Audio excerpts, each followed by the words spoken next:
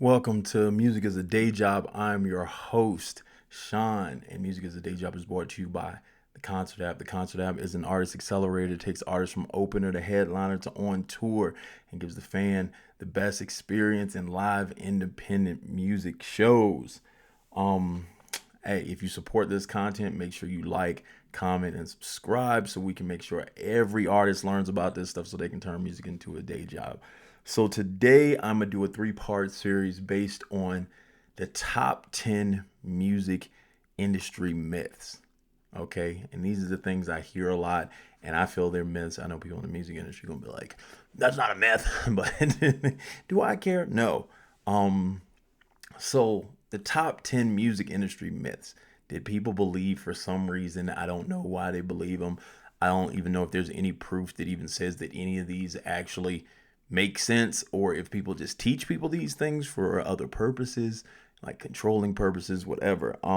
So I'm going to split this into three episodes. So this first episode I'm gonna do from number 10 down, and then we'll keep going. So as you watch them, you can watch all of them and get to number one. Number 10, music industry myths. The music industry has the most talented artists in the world.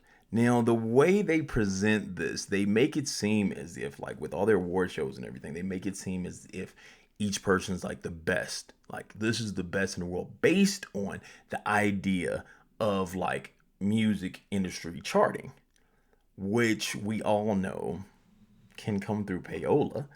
And we all know that you can actually chart by buying your own records back. You actually can chart a lot of ways that can be paid off. So here goes where the myth becomes like the way I see it. In the music industry is the only industry where no one has actually proven that they are number one. And what I mean by that is if you play basketball, you played basketball as a kid, you probably played basketball in middle school, you got to high school and had to beat everybody. Your team had to win, your team had to whatever, like, or you had to be like so dominant. Then you get to college and you have to destroy at that level.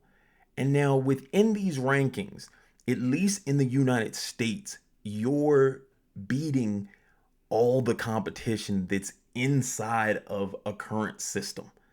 So you're basically saying out of all the high school kids, now yes, there's going to be those people who you can say those players that didn't get an opportunity because they live in certain places that may not have the opportunity, and those places might not get the recognition they get to get these kids to the NBA or to colleges.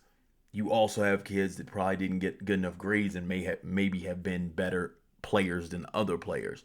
However, there's still a big group of a selection of players to go against that you could say out of this group, this does put you in a top 20% in the world type thing, or in the nation. You're top 20%. And so within that, you're going against a group of people with an idea of saying that based off your actual skills of yourself, nothing else really pushing you, especially in the high school level. Then you get to the college level and it's still pretty much yourself, because I think some players get paid now, but back in the day, no players got paid. So it's just based off of you and your skill set. And now you can say there's better like gym things at different places and stuff now these days, whatever like that, like therapy sessions to help with the recovery and all that stuff like that. But still, it's still basically based off your skill set. In the music industry, a person can have enough money to put up and basically say, hey, I'm going to put this amount of money behind this kid. This other person the label puts up the money, and then they go in on this person, and then they put the best writers in the room, they put the best producers in the room, and then they make the best music together. So they then become what is your number one artist in the world, versus the idea of saying that each kid came up and they performed to the point that the majority of people in their city came to see them, and got them to the next level. That's what we do at concert here, is we actually prove who really is the best. So then inside this understanding, the only way to actually say you were the best in the world is that you really came from that level versus the idea that you skipped. Because now we got some artists to get on because of who they know. A lot of artists get on because of who they know. Then we got a lot of artists to get on because they have the money. So, and then the way A&Rs choose who they like to hear, a lot of times are biased to what sounds already sound good. And so with that, that actually doesn't mean you're the best in the world. That just means you had money, you knew who to get to, and now that you're there, you have the best production and writers and all that together to make you dope. That doesn't mean you're actually the dopest in the world. So that's number 10. The music industry doesn't really, this has not been proven. So I don't, and people can feel how they want to feel. I don't believe they're the best. I think there's some good ones, but trust me, I really don't believe they're the best. Number 9, I need over a month to do a show. Now, I hear this from artists all the time like, man, I need to promote for like 2 months. Hey, the logic in this is if you need over a month, like just look at this idea. If you want this to be your full time job and you say 30 people, like in my system as an opener, you need 30 people to come. You're trying to get 30 people to come to be a dope opener. And to be a headliner, you're trying to get 50 people to come. 30 days, that's one person a day. Now, if I'm saying, now everyone starts somewhere, so don't get me wrong. Everybody starts somewhere. And so you might only have one fan right now, one fan. But you want to pay attention to your growth to understand when you can get out of if you have a job or something. So this is the logic of why I teach this, is because if you are saying 30 days, then how much of this time are you allocating towards finding fans? If I work a 9 to 5 and I say I'm doing 2 hours a day on finding fans, so then out of 30 days, what that makes 60 hours of looking. For 60 hours of finding fans, if I say I can find 30 fans in 60 hours. So now 60 hours is a long work week. Like, because people usually work, I think, 40 hours a week? 60 hours is like what? A week and let's say a week and a half of regular 9 to 5 working.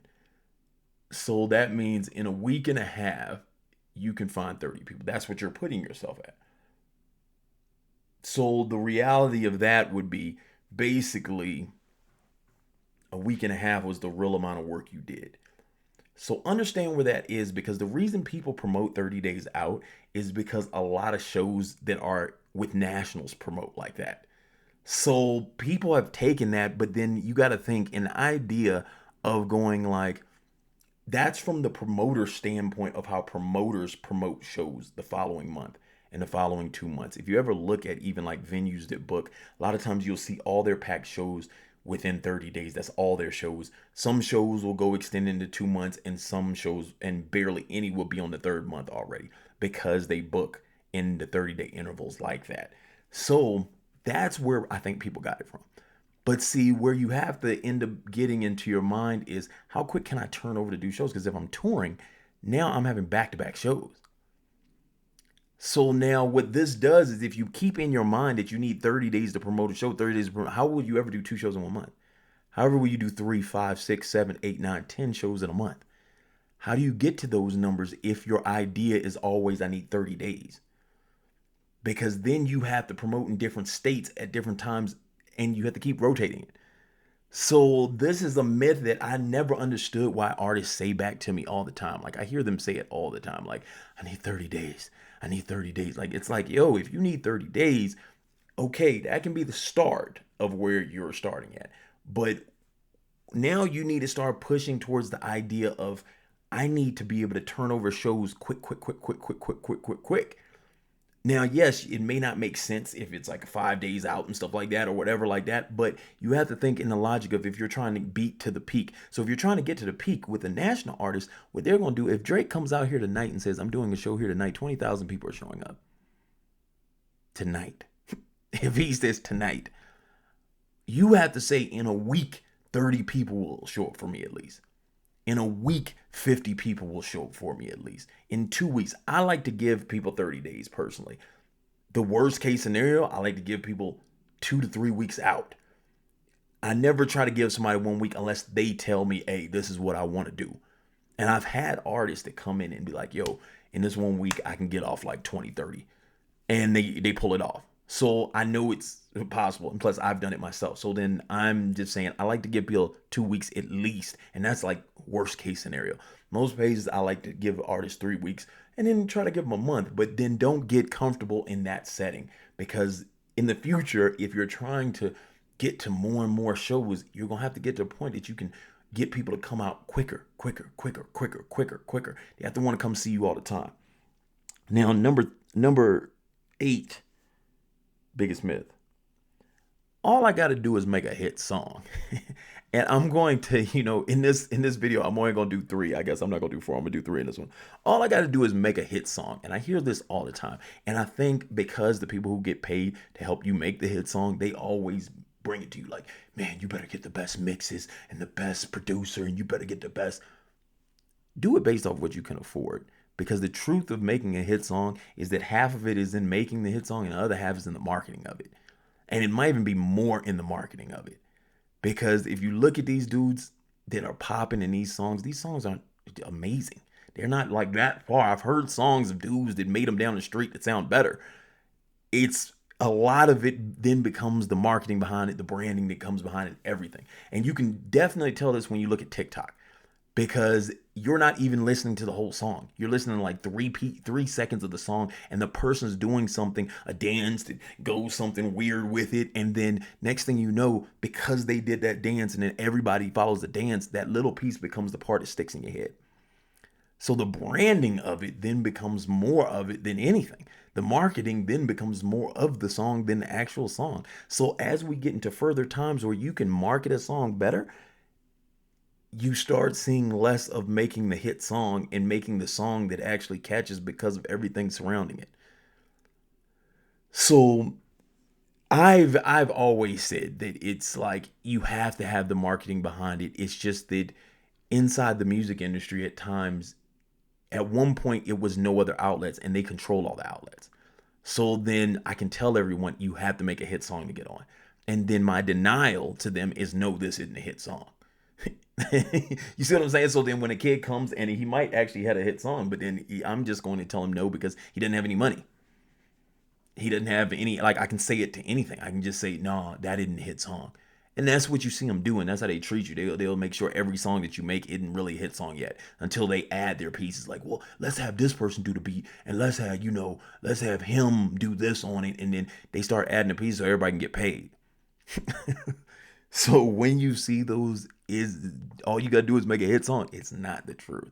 You have to be able to market it and you have to be able to market yourself at the same time. So it isn't based off of that. Now you do need good music. Yes, of course. That's what keeps you there.